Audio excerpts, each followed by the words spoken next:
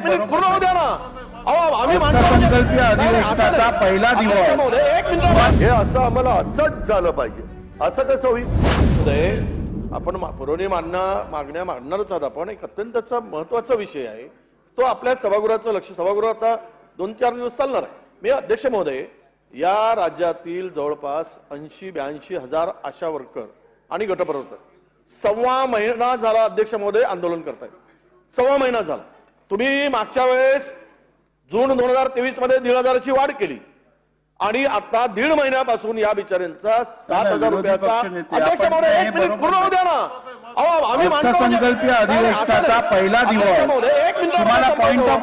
तुम्हाला point of information मांडण्याची संधी मी देईन ना. असं कसं करता? ऐकून घ्या. आझाद मैदानावर बसले आहेत. 1.5 महिन्यापासून अध्यक्ष महोदय बसले आहेत. आपण विनंती आहे आपल्याला विनंती आहे की थोडक्यात संपवा. याच्यावरती भाषण होणार नाही. आपण थोडक्यात सभागृहाला माहिती द्या. याच्यावरती भाषण मी देणार नाही. अगदी थोडक्यात.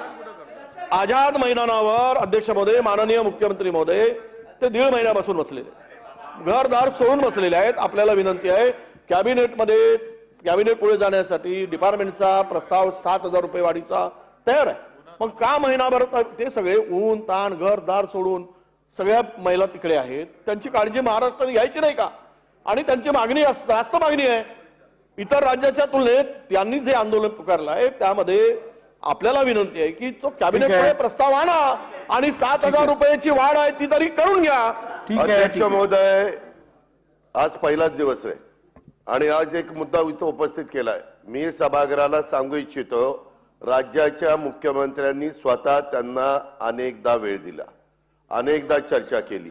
अध्यक्ष महोदय, एखादी मागणी एखाद्याची असल्यानंतर दुसरं सरकारच्या बरोबर चर्चा करताना 2 पावलं सरकारने पुढे मागे सरकलं पाहिजे, त्यांनी 2 पावलं पुढे मागे सरकलं पाहिजे. त्या आपल्याच सगळ्यांच्या बहिणी आहेत, आपल्याच मुली आहेत. त्याच्याबद्दल सरकारचं दुमत असायचं काही कारण नाही. सरकार त्या बाबतीमध्ये सकारात्मकच आहे. परंतु अलीकडच्या काळात काही गोष्टी अशा घडतात. हे असं आम्हाला असंच झालं पाहिजे, असं कसं होईल? शेवटी बाकीचा पण सगळं आर्थिक परिस्थिती बघावी लागते, इतर गोष्टी तपासाव्या लागतात.